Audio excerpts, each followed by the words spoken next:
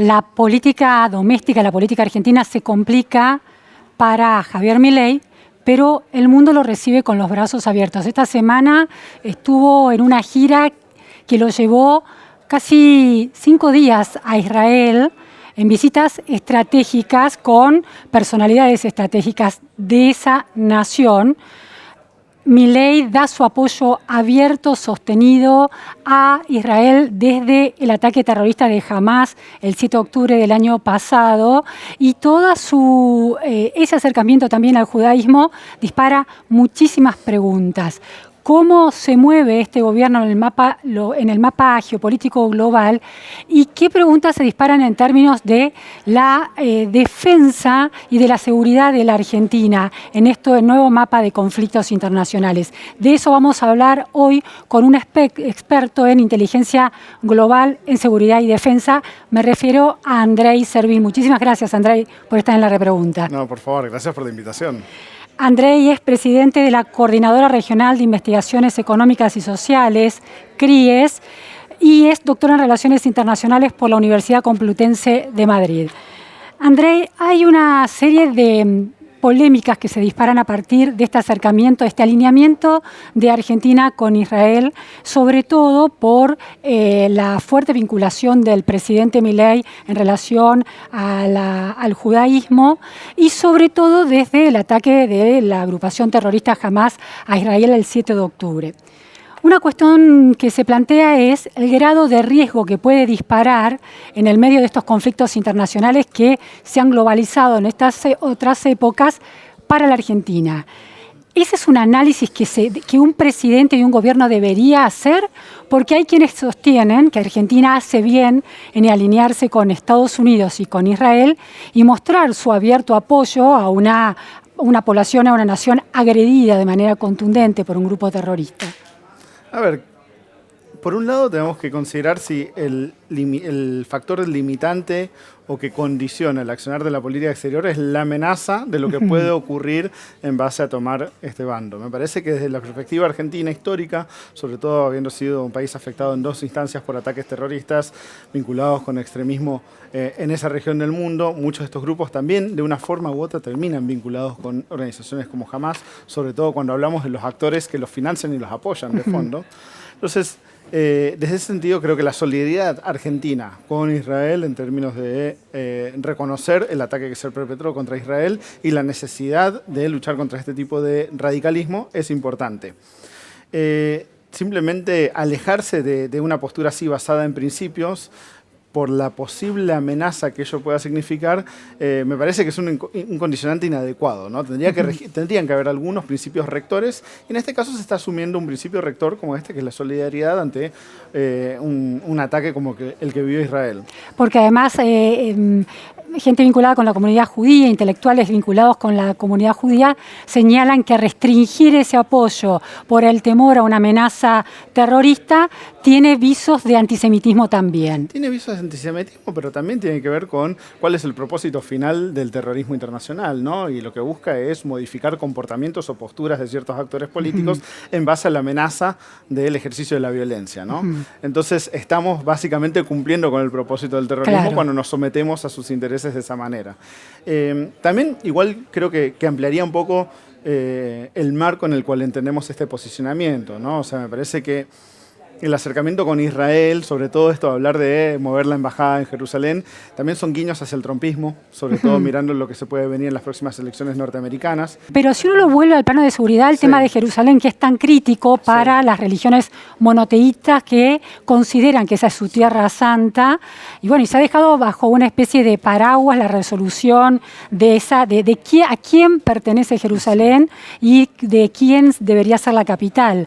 Esta decisión del gobierno de Milei de mover la embajada argentina de Tel Aviv a Jerusalén es una escalada, un paso más alto en esa decisión de mostrarse libre de los condicionamientos del territorio, y es conveniente. A ver, ¿es necesario mostrarse libre? Sí, pero este paso es necesario para apoyar esa libertad de acción. Claro, son pocos los países que han tomado eso Sí. como la mejor opción, ¿no? Me parece que uno puede expresar apoyo al Estado de Israel en su lucha contra el terrorismo y no necesariamente eso tiene que ser acompañado de mover la embajada hacia Jerusalén. De hecho, es Estados Unidos, Honduras, Guatemala, Papúa Nueva Guinea, y Paraguay lo tuvo un año, Y después se Bolivia, retiró. exactamente. Bolsonaro había anticipado que se iba a trasladar a Jerusalén, pero solamente hay una oficina comercial allí Por de eso Brasil. insisto con esta perspectiva de lo que estamos hablando, tiene que ver un poco más con el mensaje que se está mandando a ciertos socios a nivel internacional, no necesariamente cómo impacta de lleno sobre la postura argentina ante el conflicto que se está viendo en Israel. Ahora, en cuanto a los riesgos, y eso sí me parece importante destacar, yo creo que en América Latina claramente no es el principal área en la cual se están enfocando mucho estos grupos terroristas para operar, pero también tenemos que recordar de que es una región que tiene ciertas falencias que facilitan a veces la acción de actores armados no estatales con intenciones terroristas o no, ¿no? Nosotros en particular, que venimos hablando hace muchas décadas ya de qué es lo que está pasando en la triple frontera, Claro. cómo se llega a controlar eso, tenemos serias deficiencias en nuestra capacidad de inteligencia, dependemos mucho de otros actores para poder detectar algún tipo de movimiento que podría ser una amenaza a nuestra propia seguridad. Entonces, teniendo ese contexto, obviamente que surgen estas preocupaciones y me parece que son preocupaciones legítimas, ¿no? O sea, pensar, bueno, si estos alineamientos en el futuro pueden implicar de que nos encontramos en una situación nuevamente de vernos afectados o por lo menos puesto en la lista de posibles o potenciales objetivos, ¿no?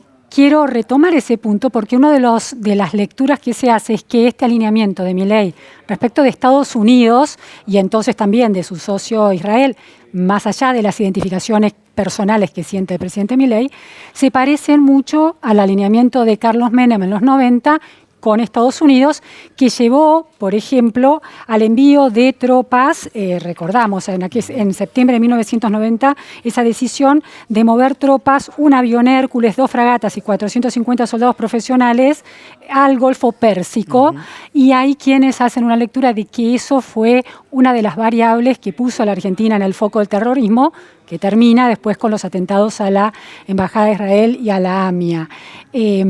Esa lectura para los expertos de la inteligencia global de aquellos sucesos, de aquella decisión de Menem de alinearse con Estados Unidos y con esos focos de conflicto en el mundo, ¿es sostenible, es apropiada?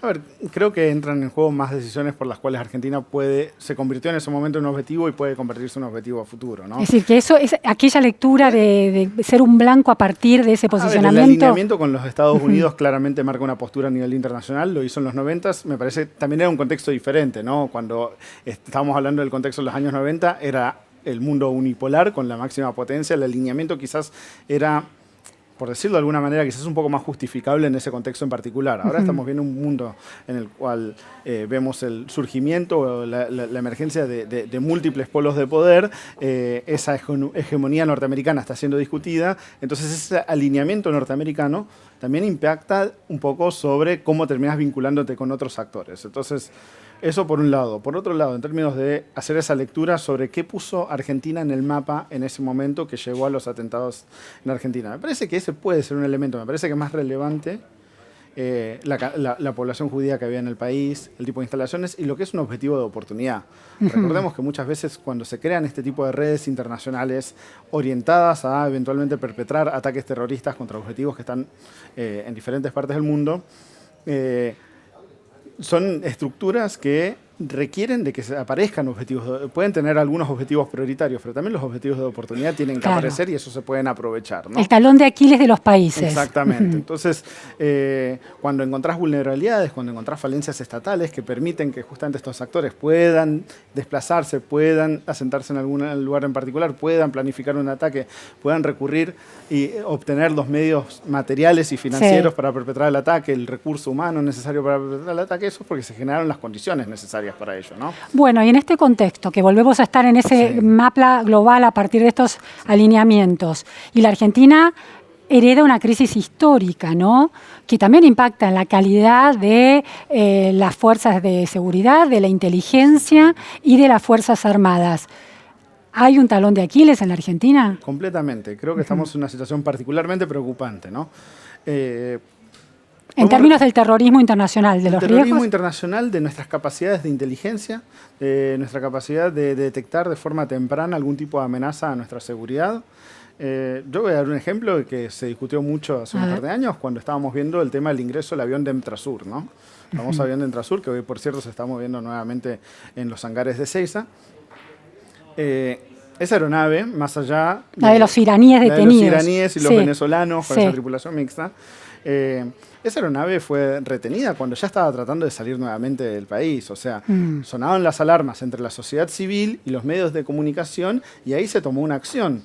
Pero esa aeronave de por sí tendría que haber hecho sonar las alarmas tempranamente dentro del Servicio de Inteligencia Nacional. Antes de llegar. Antes de llegar. Claro. Y al aterrizar se tendrían que haber tomado las medidas adecuadas. En verdad, se termina reteniendo la aeronave cuando esto explota en el ámbito público y los medios de comunicación lo empiezan a cubrir, ¿no? Eso demuestra una seria falencia de nuestro sistema de inteligencia. Sí, más allá de si había o no un riesgo real ahí. La investigación sobre el riesgo tendría que haber sucedido mucho antes, claro. Desde el punto de vista argentino, lo que tendrían que haber visto es, acá hay una aeronave que hasta hace poco era operada por la inteligencia iraní, que ha sido transferida a un socio iraní en la región, que está teniendo un patrón de vuelos algo irregular, poco justificable, y que ahora viene para el país.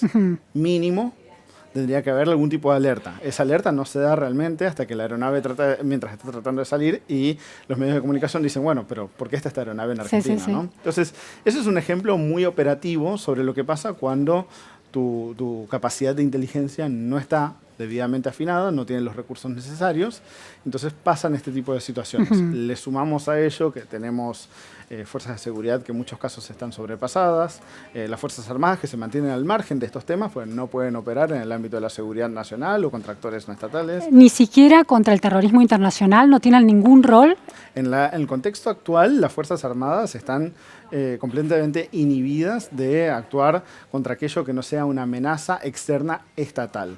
Entonces, Jamás, que es parte de un gobierno en la Franja de Gaza, es considerada una amenaza estatal y al mismo tiempo un grupo terrorista. Y me parece que habría que tener toda una discusión un poco conceptual si realmente se permitiría entrar jamás dentro de la concepción de un actor estatal convencional que amenaza la soberanía o la integridad territorial argentina y por ende justifica el accionar de las Fuerzas Armadas. Entonces, por el momento, como está reglamentado, no.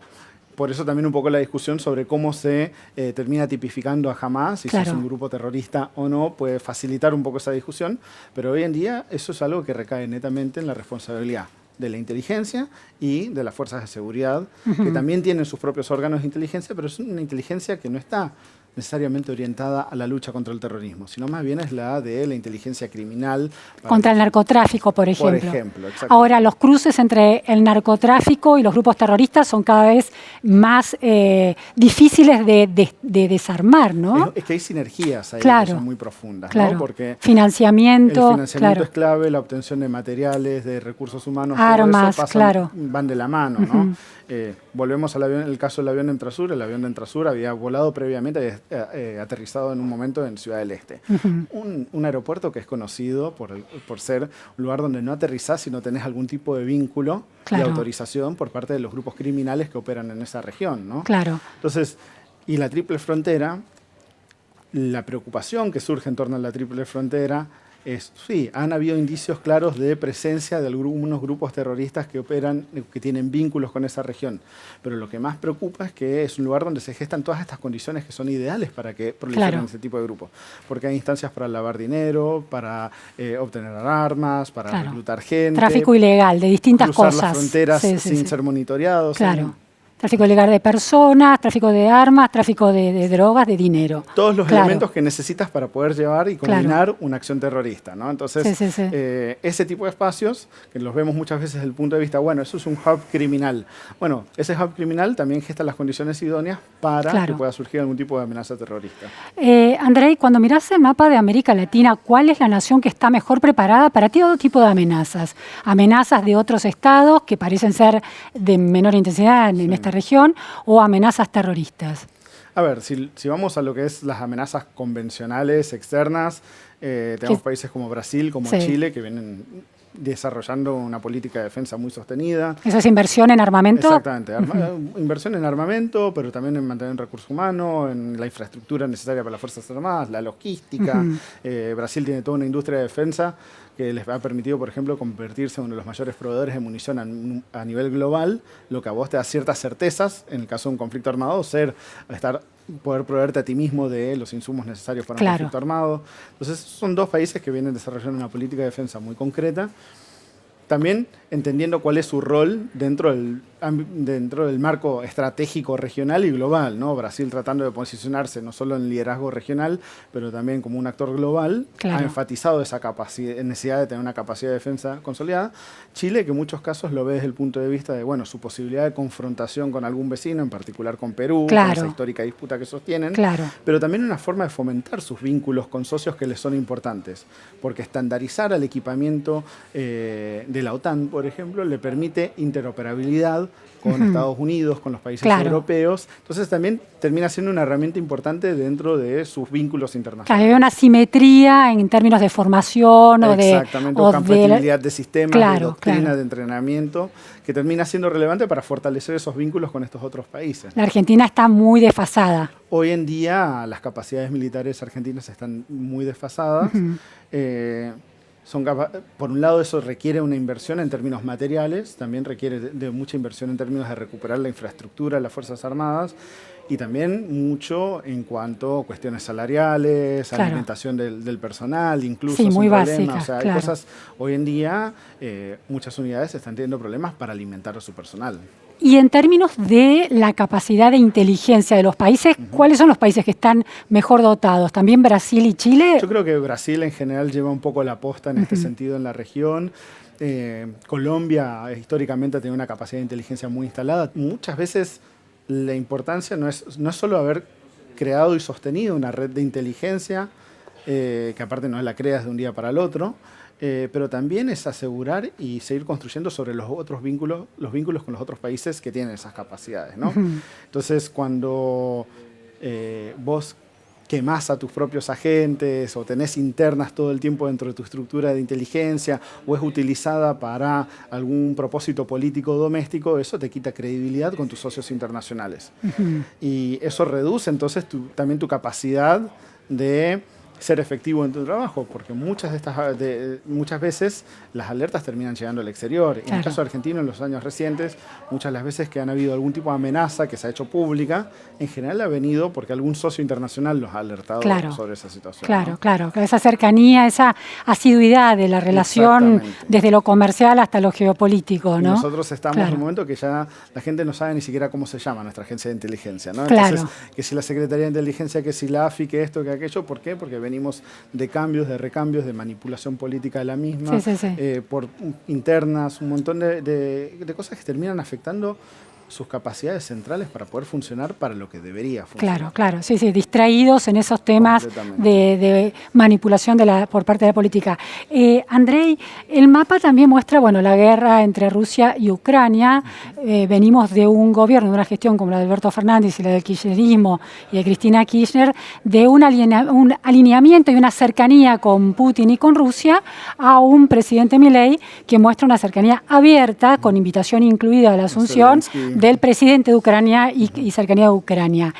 ¿Eso pone a Argentina en algún otro mapa complejo en términos de amenazas a la seguridad? No sé si en términos de amenaza, creo que en parte también tiene que ver con cómo quiere ir avanzando con la relación con Estados Unidos. Recordemos de que apenas las primeras semanas de que asumió el gobierno se estaba hablando sobre si los helicópteros rusos que tenía la Fuerza Aérea podrían ser transferidos eventualmente a Estados Unidos para Ucrania, o se ha hablado sobre si en algún momento Argentina, que tiene una capacidad algo obsoleta pero existente para producir munición, no podría convertirse en algún momento en un proveedor de munición para Europa, de manera de liberar stocks que puedan ir a Ucrania.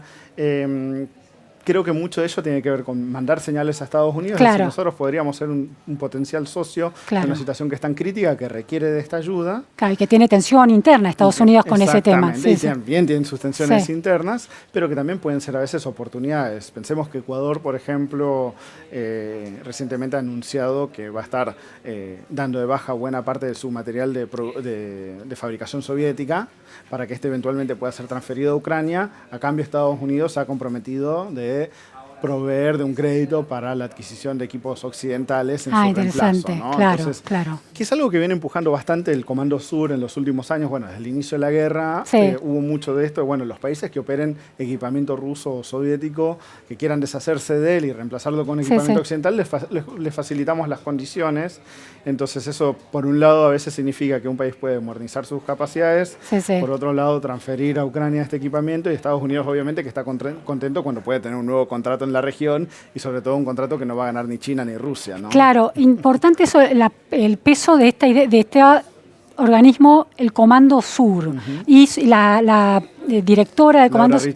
Exactamente, Laura Richardson, que se convirtió en una figura en los últimos meses, año y pico, en relación a la conversación en la Argentina, con recursos estratégicos, ella sosteniendo que Estados Unidos tiene que tener un rol importante en la región. ¿Por qué el Comando Sur de golpe tiene esta relevancia? A ver, porque no hablábamos tanto, hasta hace unos años no se hablaba tanto de eso. A veces creo que hay un cambio en la estrategia de comunicación. También Laura Richardson, ahora en abril va a estar viniendo probablemente otra vez, viene haciendo eso, ¿no? Acá una vez al año viene en algún momento a Argentina, como haciendo recorrido por el resto de la región. Pero tiene que ver con ese soft power, entre esa tensión del soft power de Estados Unidos en relación a América Latina para combatirle a China, ese soft power. Yo creo que en buena parte tiene que ver más con China que con Rusia, por ejemplo. Claro. O sea, Rusia termina siendo un actor relevante, sobre todo en algunos países de la región y a partir del conflicto con Ucrania, pero en buena parte, Laura Richardson, por ejemplo, planteó mucho la cuestión del debate sobre el litio, ¿no? Claro. Y el litio es una referencia claramente a China, claro, y no a ninguno de los otros actores que están en el ámbito de la explotación del litio en la región. Entonces, ¿por qué una general se mete con el tema del litio? Creo que al fin y al cabo lo que está haciendo es referencia sobre la penetración china en la región y lo que ello puede significar, ¿no? Entonces, para el Comando Sur, siendo eso una de las prioridades, es, cómo tenemos un engagement con nuestros socios en América Latina y poniéndolo en un contexto. O sea, recordemos que venimos de varias décadas de los Estados Unidos bastante desconectado con la región. Y esa desconexión es lo que ha facilitado. La idea del patio trasero, le prestan atención a México y poco Colombia por la droga, tema de drogas. Exacto. Y sí, en general la agenda de Estados Unidos para la región termina siendo cuestiones de drogas o de migración, ¿no? Claro. Entonces, y nosotros estamos, Argentina en particular, estamos muy al sur para en general estar dentro de alguna de esas agendas.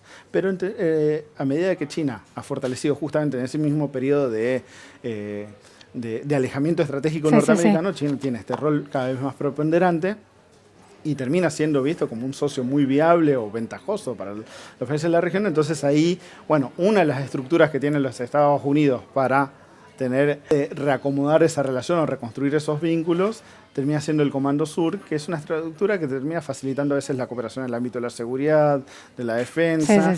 Y bajo esta concepción un poco más amplia de lo que es la seguridad hemisférica, permite poner en discusión cuestiones como el litio y que implica que un recurso estratégico esté siendo extraído por China y otros actores.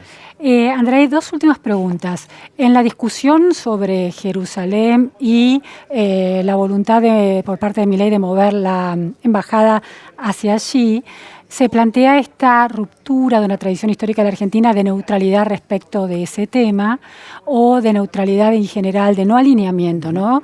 A Menem se lo cuestionaba también por haber roto el no alineamiento, que era la postura tradicional de la Argentina. ¿El no alineamiento es la postura ideal para un país como Argentina en términos de esta visión geopolítica, de inteligencia y de seguridad?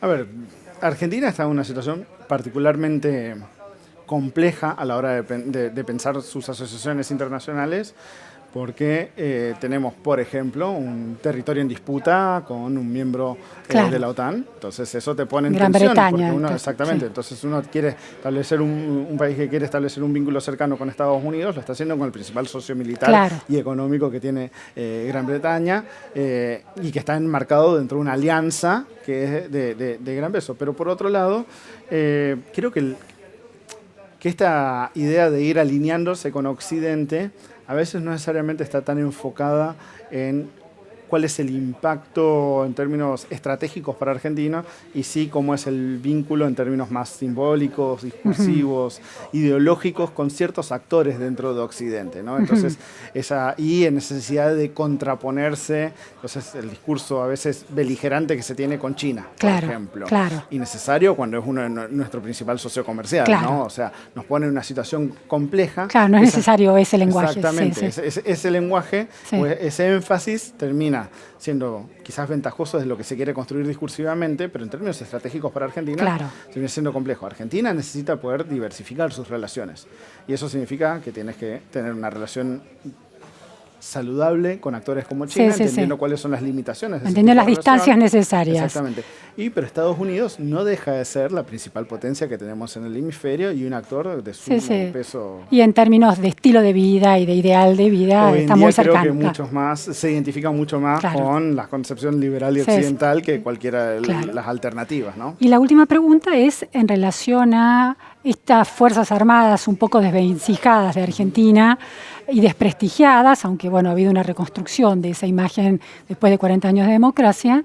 La pregunta es, ¿tiene sentido para un país como Argentina usar recursos económicos para dotar y fortalecer y elaborar una estrategia mucho más consolidada y ambiciosa para sus Fuerzas Armadas de cara al futuro y las disputas geopolíticas que pueda haber? A ver, la premisa central es que los países van a la guerra con el ejército que tienen, no el que desearían tener, ¿no? Entonces, preparar una fuerza armada toma mucho tiempo y se tiene que hacer de cara a lo desconocido. Nosotros no sabemos qué es lo que se viene del mundo de acá, no a 2 años, a 5, 10, 20, 25 años. Sí, cada vez lo sabemos menos. Cada vez lo sabemos menos, cada vez hay más incertidumbre. En la década de los 2000, Ucrania entró en un periodo de profunda desinversión en su sector de defensa porque realmente no percibían que hubiese una amenaza latente contra su soberanía. 2014 eso cambia radicalmente, ¿no? A medida que cuando Rusia hace la avanzada. Cuando hace la primera invasión en 2014. Entonces ahí cambia drásticamente su posición sobre la inversión en el área de defensa. Nosotros recordemos de que en las últimas elecciones en Chile, un candidato que quedó segundo, Kast, estaba hablando abiertamente sobre reabrir a discusión los acuerdos limítrofes que tenía con Argentina. No es una cuestión menor. O sea, nosotros nos podemos encontrar a futuro en una situación en la cual rápidamente cambia nuestro contexto geopolítico, cambia las amenazas que estamos percibiendo en nuestro entorno, y entonces ahí, si no tienes un instrumento militar preparado, a lo menos que sea disuasivo. Disuasivo principalmente tiene que ser. Entonces tenés que tenerlo preparado porque es la mejor herramienta que tenemos ante la incertidumbre. Muy interesante, Andrei. Muchísimas gracias por darnos estas precisiones sobre un tema interesante y también inquietante. Muchísimas gracias. Esto fue todo en La Repregunta. Muchas gracias.